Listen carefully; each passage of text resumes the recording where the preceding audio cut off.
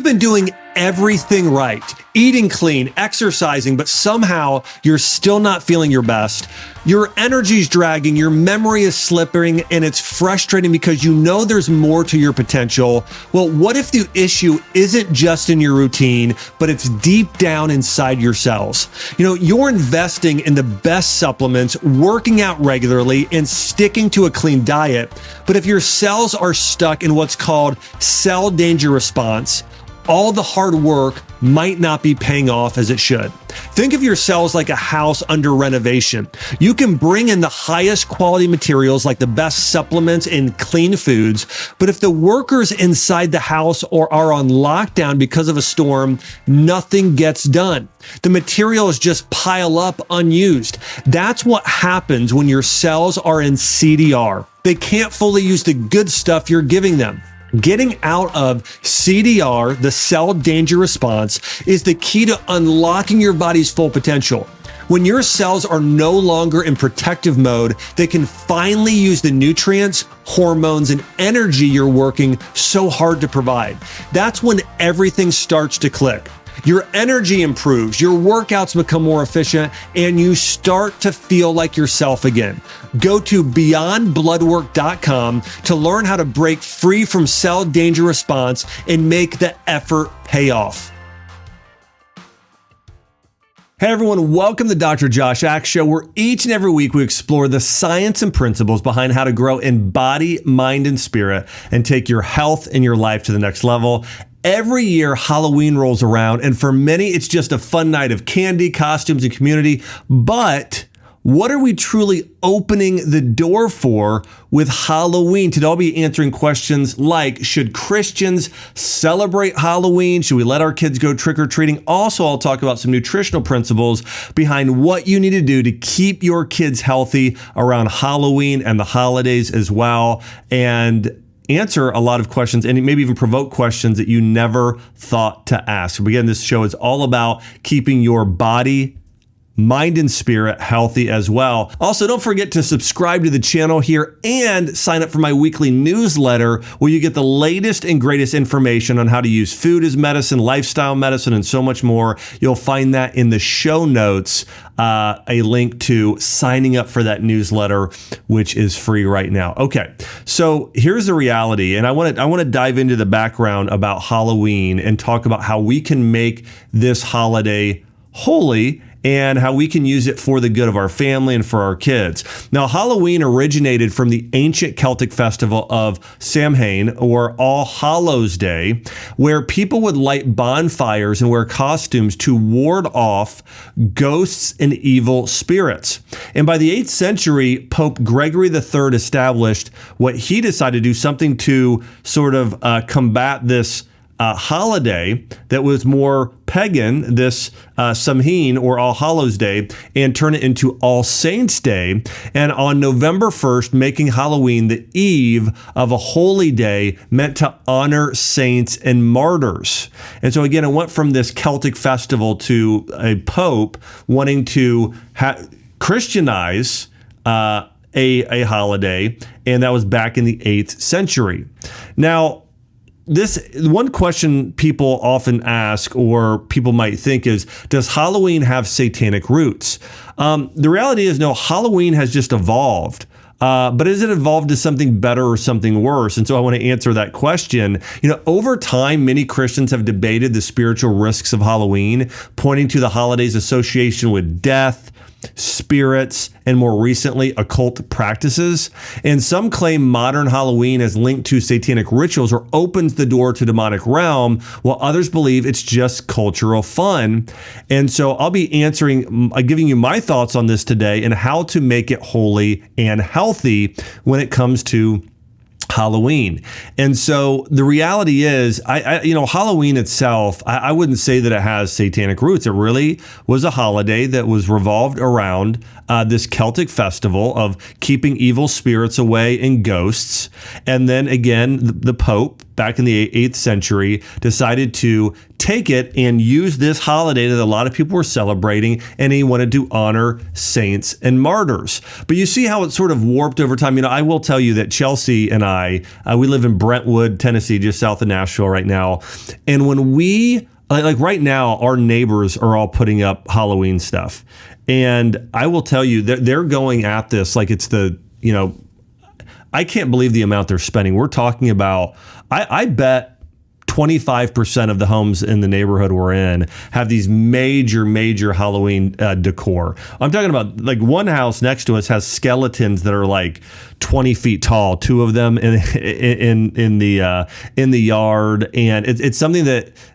For them, it's a big celebration. And listen, I do want to say too, I have some good memories of Halloween, of going and trick-or-treating, getting candy with my friends in my neighborhood. I remember going with my cousins one time and us dressing up and, as little kids and having some fun around it. But I do think today, and I think all of you would agree with me, that it's much darker today, I feel like, than it maybe was in the past.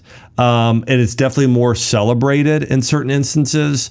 And so over time, again, it's really changed, I think, and we're looking at the 21st century here, how we practice Halloween and how it's celebrated. And by the way, the Bible warns us in Ephesians 5:11, it says, and have nothing to do with fruitless deeds of darkness, but rather expose them. And so what I would say when it comes to Halloween is, what is your motive? What is the spirit behind it? And be careful what you're opening the door to. I think about a very similar thing with, and I hear this a lot with people with yoga. Now, and I want to share my beliefs around this. I think it could be seen as a similar thing. Yoga, I think, can have some really great health benefits. And I don't just think that, I know that. And when you look at the medical literature, doing yoga for mobility, for stress relief, basically doing poses that support lengthening muscles and working on balance and proprioception and mobility of the body has anti-aging benefits, stress-relieving benefits. There are multiple medical studies that show that. However, some of the roots around yoga, now listen, I do want to mention that even before there was yoga, people did certain types of movements which were good for their health. Now, at one point in time, someone decided to take some of those movements and use them to maybe worship parts of nature. Okay, this is more ancient practices in India, and this stems from a lot of again, ancient Eastern practices. And I think at that point it was worshiping things of nature. And of course, that's not something that I hold to. I hold to worshiping God, the one true God, and Jesus. But I do think for some people, they believe that yoga is evil. So we shouldn't do any yoga because at certain points in time it was done in celebrating and worshiping the sun god Ra and other things.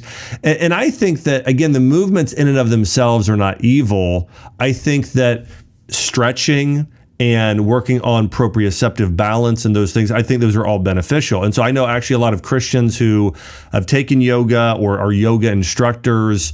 And by the way, there are going to be plenty of people. I'm interested to see the comments on social and YouTube about this, but there are definitely a lot of Christians who believe that yoga should not be done at all. And I would say is it possible to use something that was meant for evil to use it for good?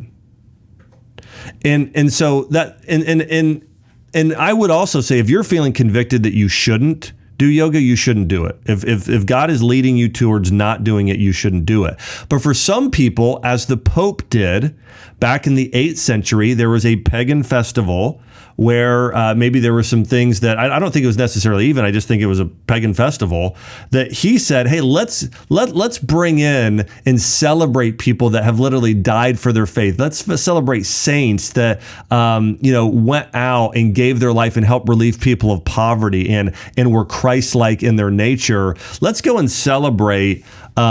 Let's celebrate that. And so I think the very same thing can be done with yoga. God created movement. God wants us to support longevity and reduce stress. And some of these movements that maybe one point in time had motives that were not pure and honoring God, those same movements today could be done where somebody is worshiping God with their with their movement and what they're doing. And again, I know there's going to be people disagreeing on this as it relates to yoga and Halloween. I think you can move into Halloween with that mindset, though. This is my point is you can either, and I think it's fine to say, you know what, we're not going to celebrate Halloween at all. We feel like at this point in time, it's become dark. It's become demonic in certain ways. It might open up our kids to something. I think that if that's your belief and you feel that way, I think keeping yourself and your kids and family out of celebrating Halloween altogether, I think that's noteworthy. But I also think parents who want to expose their children to what goes on in the world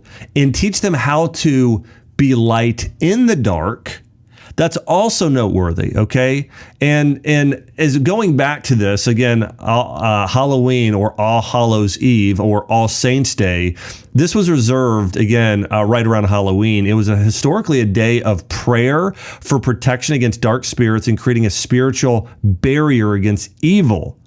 And what if you take your kids and your family and you show your kids, rather than basically putting them in a bubble, saying, hey, listen, here's the history around this. It was used to honor these saints, is what this person went and turned it into. And hey, we can take dark situations and turn them into light. We can take, God can use all things for good for those who love him and for those who are called according to his purposes, right? And so if we can use this in a way to open the eyes of our kids to the spiritual world, what's going on, and not tell them there's nothing spiritual and you need to stay, oblivious to what's going on in the world. Again, and I'm not saying one is right or the other. I think there's points in time where we need to protect our kids and not expose them to things. And there are other times we want to be intentional and teach them how to be a light in the world.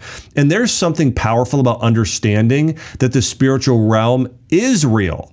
And there's a reason why cultures felt the need to create boundaries between light and darkness. And again, I think as the Pope in that 8th century had the wisdom to say, listen, people are going to celebrate things, but if you're celebrating them, let's bring Christ into these things. Let's bring saints into these things and celebrate those people who are people that we should model with our own lives. Hey everyone, Dr. Josh Axe here. If you're looking to elevate your health, I want to introduce you to Silver Biotics.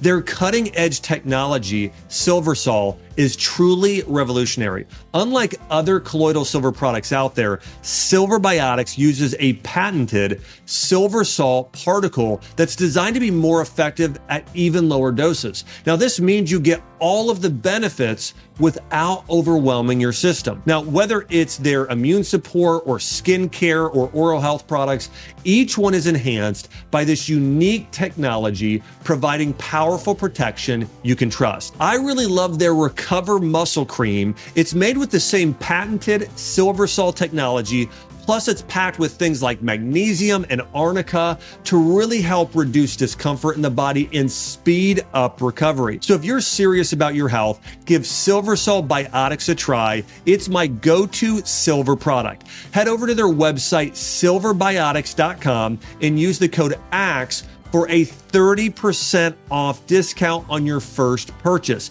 Discover the difference that SilverSol technology can make in your life. Trust me, your body will thank you for it.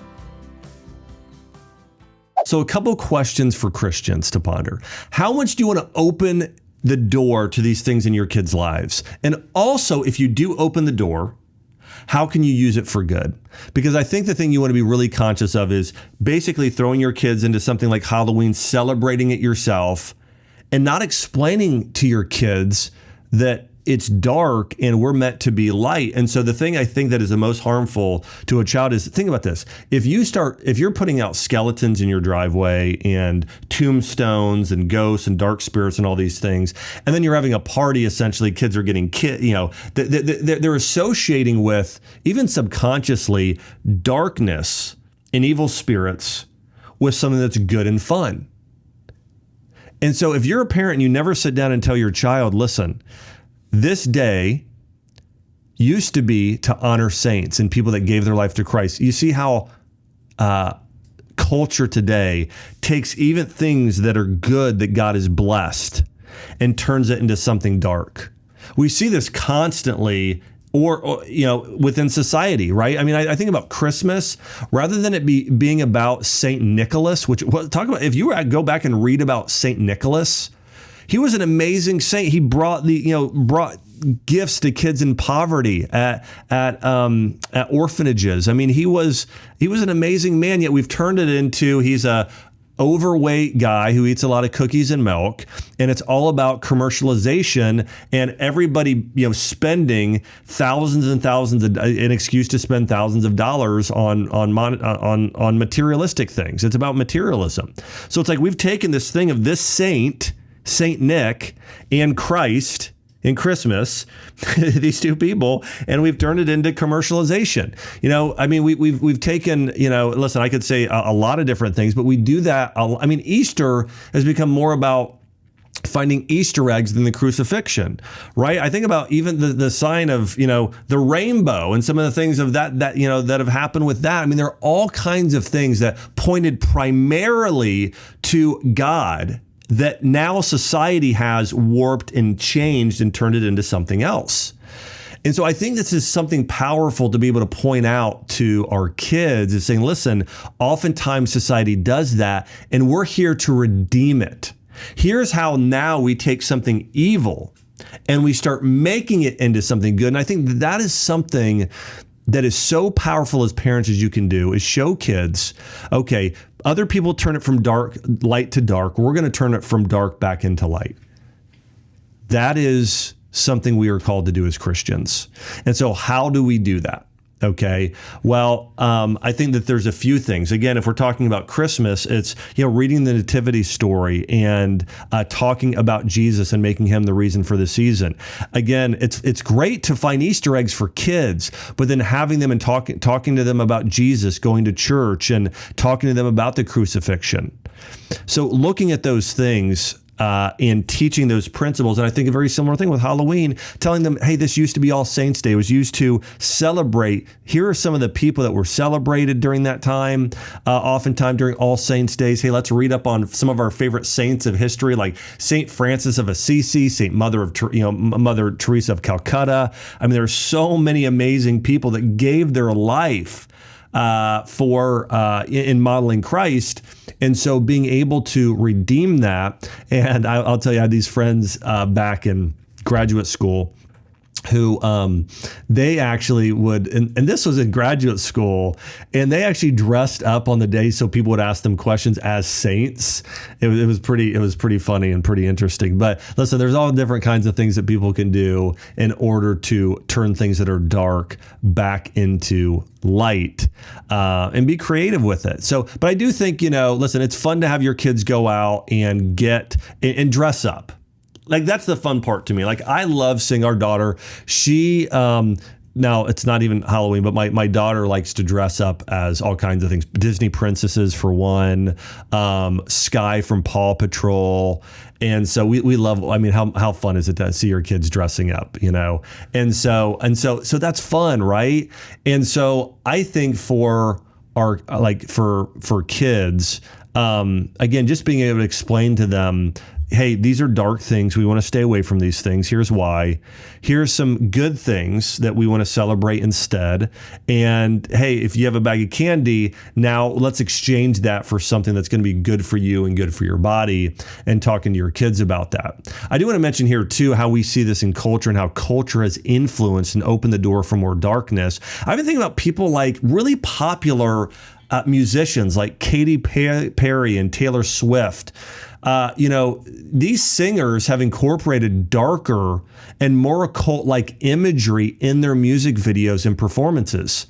They're tapping into something more spiritual, but also more dark and evil and potentially harmful. And we live in a culture that's constantly flirting with dark themes. As I mentioned, if you would go back and you would have watched TV back 30 years ago.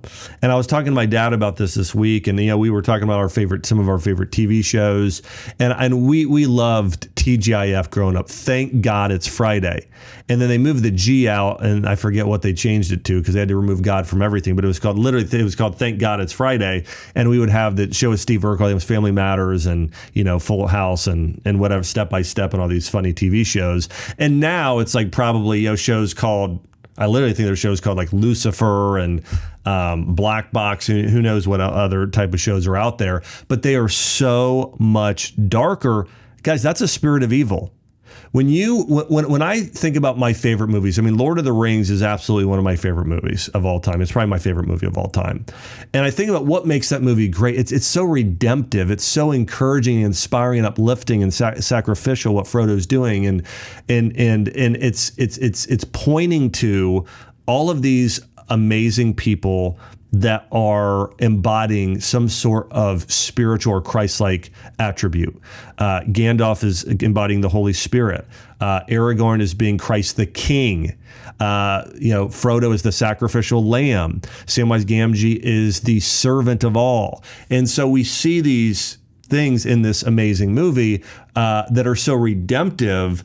And we don't see that as much today. It's much more dark, and sometimes there is no redemption at the end. And part of it is the writers, they don't understand those storylines. They never were taught those as a kid. They never had their parents sit down and say, you know what, this Halloween thing, we're celebrating the darkness. We're not actually celebrating that. Either we're not celebrating it at all, or we can participate if we use it for good, and if we're doing it as being a light to other people, and if we know what we're, knowing we're walking into darkness and we stay light. Okay, so but their parents didn't teach them that, and that's the problem. That's really at the core of the problem. There's a couple quotes I love, and I think that this is really helpful for you to understand that you become like the things you praise and admire. William Blake said this: you become what you behold. What you sit there and behold and look at, what you spend a lot of time doing, that's what you become. You become what you behold. So if you are spending time reading your Bible and sitting there and meditating and looking at how glorious and amazing God is. I mean, think about the Psalms. That's essentially what David was doing. When you read the Psalms, David is sitting there, like William Blake says, you become what you behold. David is beholding God. He's looking at God with awe and wonder and amazement and reverence.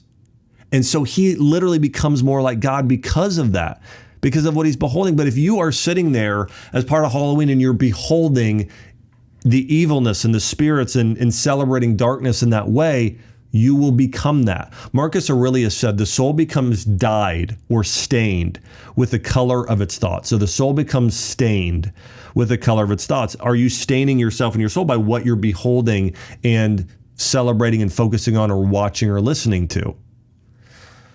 I can tell you, music impacts me that way. If I'm listening to praise and worship music, or even classical music, something that has just this beauty to it, I become a better person. If I'm listening to music like I did when I was my freshman in college, and listening to some of the rap music I was listening to back then, where they're talking about guns and sex and everything else, that made me a worse person when I was listening to that.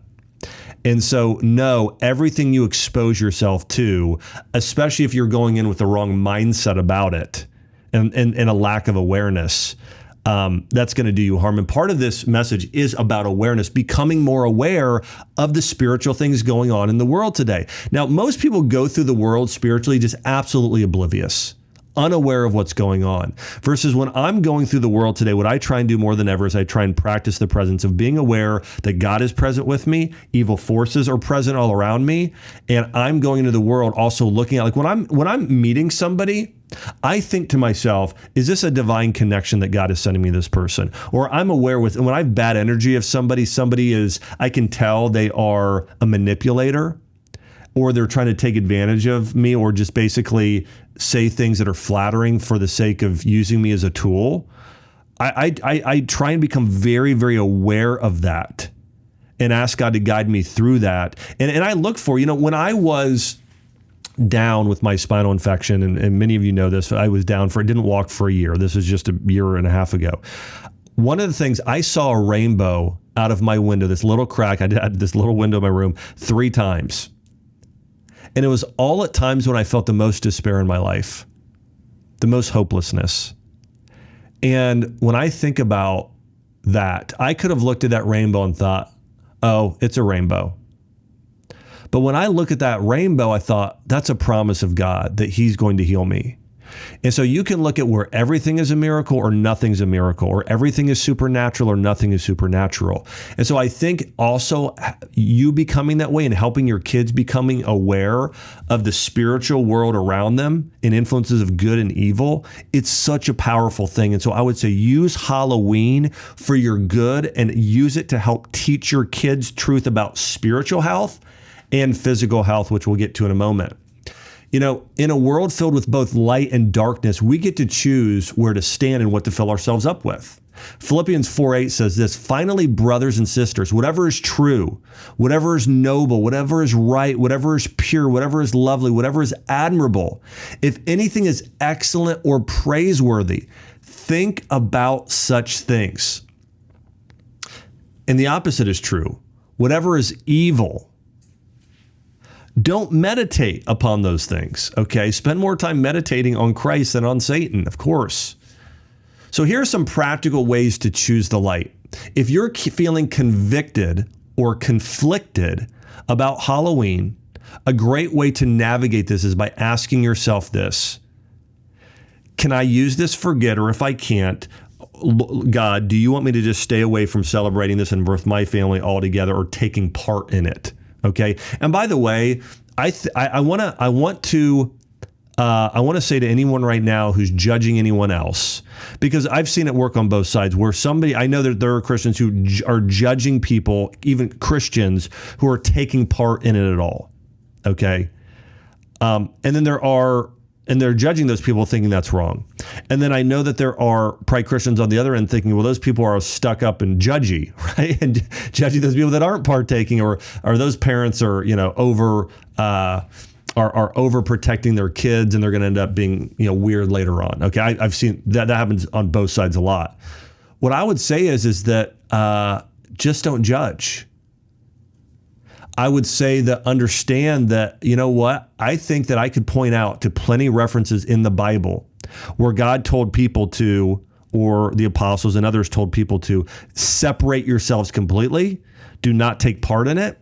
And I think there are other times when God, and I'm thinking Paul specifically, when he says, listen, live in the world, but don't be of the world, right? So like be in those situations, but be light in those situations, impact people for good in those situations. So I think that there's a lot of potential on both sides but I would say just be led by the Holy Spirit, be led by God in what you're going to do, and make sure you have the right heart in the matter, and that you really protect and teach your kids around Halloween. So, and then I would say, also during that time, encourage family activities, promote godly living, connection, gratitude, during all holiday seasons, and also be very aware about the traditions that you implement into your family. As I mentioned, it's not just Halloween, it's Thanksgiving, it's Christmas, it's Easter. Taking these traditions and putting Christ, putting God into those traditions. I mean, this is something when you look at the Jewish festivals, they're all about God. The Jewish festivals, they're all about God. And so you want to make sure that if you're a Jew, if you're a Christian especially, that you are making, God the reason, Jesus the reason for the season during those traditions. And also be aware that we don't just fill ourselves with food and calories. We fill ourselves with dark and light, with the TV you watch, the music you listen to, the podcasts on a regular basis. Are the things you're watching and listening bringing you closer to God, or bringing you further away? Okay, so I spent a lot of time talking about the spiritual roots in connection of Halloween, okay, and some things to be wary of. Now, I want to talk about some physical health aspects here, and I think some of these statistics are going to absolutely blow your mind. According to Donna Arnett, she's the head of the Department of Epidemiology at the University of Alabama at Birmingham School of Public Health. She says the average Halloween candy haul contains between 3,500 and 7,000 calories. And it's believed that on Halloween night alone, during about a 2-hour period, most kids consume about 2,300 calories of sugar. By the way, again, this is just one night. This isn't counting all the calories, the next day and the next day, but 2,300 calories from sugar on the night of Halloween alone, which is the equivalent of eating 3 cups of sugar, or 150 sugar cubes, or 220 packs of sugar. Can you imagine sitting your kid down and trying to get them to just sit there and eat by the spoonful 3 cups of sugar? I mean, but that's how much sugar kids are consuming during Halloween. And excess sugar can cause spikes in blood sugar. It weakens and drops the immune system. It can lead to long-term health issues like childhood diabetes, obesity, and ADHD. And so we know that sugar is probably the single most destructive thing that our kids are exposed to on a regular basis. So I would say you want to go into Halloween with a plan if you're going to take part in allowing your kids to go trick-or-treating. What you want to do is offer healthier alternatives like dark chocolate and treats made with natural sweeteners like honey, maple syrup, monk fruit. You can also focus on other non-candy treats like toy stickers or even money. You know, I remember that my parents, when I became an older trick-or-treater, I think probably the last time I went was probably in junior high. But I remember going out and I think my parents said, hey, we are going to give you some money. And I know some parents who, my relatives of mine, and they're very, very health conscious. And what they do is they give their kids a combination of, sometimes they give them some money, they give them some dark chocolate, they have them exchange their trick-or-treat candy, which is all processed foods. And by the way, sugar is only part of the problem. We're talking about food dyes. We're talking about glyphosate. I mean, so many chemicals, seed oils that are in these candies that are so disruptive to kids' health. And so they will trade them a combination of toys and stickers and, other alternatives for that bag of candy. Now, if you don't want to do that and you want to allow your kids to eat the candy they're going to have, then here's another thing I would recommend. Have your kids eat a certain amount of protein, so meat probably, vegetables, and drink a certain amount of water before they have their candy, and limit them to 1 to 3 pieces at a time. It would be another alternative. And so I'm trying to give you options here. Everything from don't take part in Halloween at all, take part in Halloween, but only do it in a way that's uplifting, where you're teaching your kids, or if they're actually going out and trick-or-treating, then again, exchanging their candy for things that could actually be healthy, or limiting their exposure or their consumption of candy by eating a lot of good stuff first, so their stomach's full enough where they can't necessarily eat too much. So in conclusion, here's a piece of advice. Again, know that your kids are going to learn from something. It could be social media, it could be from the other kids at school, or it could be from you. Make sure that you use everything in life as a teachable moment, both the good and the bad, both the light and the dark. And so if you're going to take part in Halloween, dressing your kids up, taking part in that fun part of it, make sure you're teaching your kids about light and dark.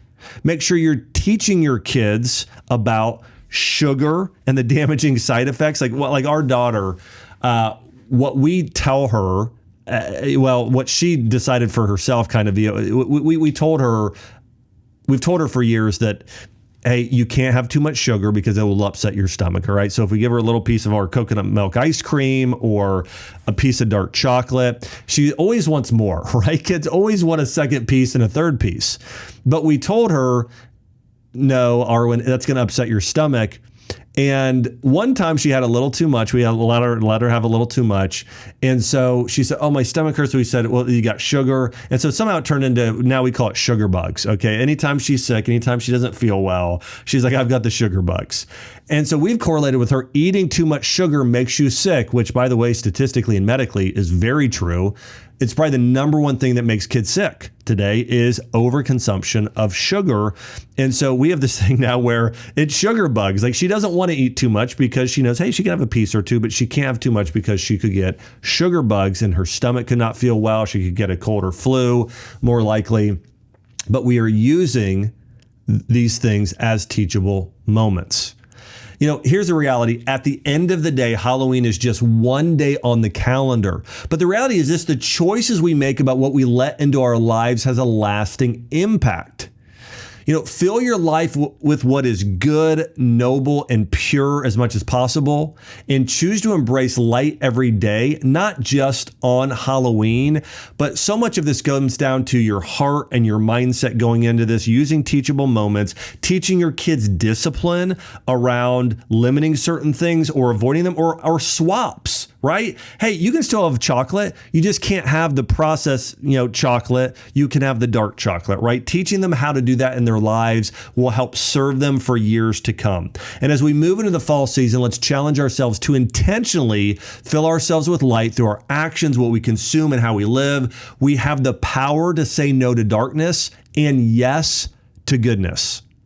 Thanks so much for tuning in here to the Dr. Josh Axe Show, where each and every week we dive deep into how to be healthy, not just physically, but also spiritually and mentally. And this show is meant to help you take your health and your life to the next level. Make sure to subscribe, like, and share, and I'll see you on the next episode.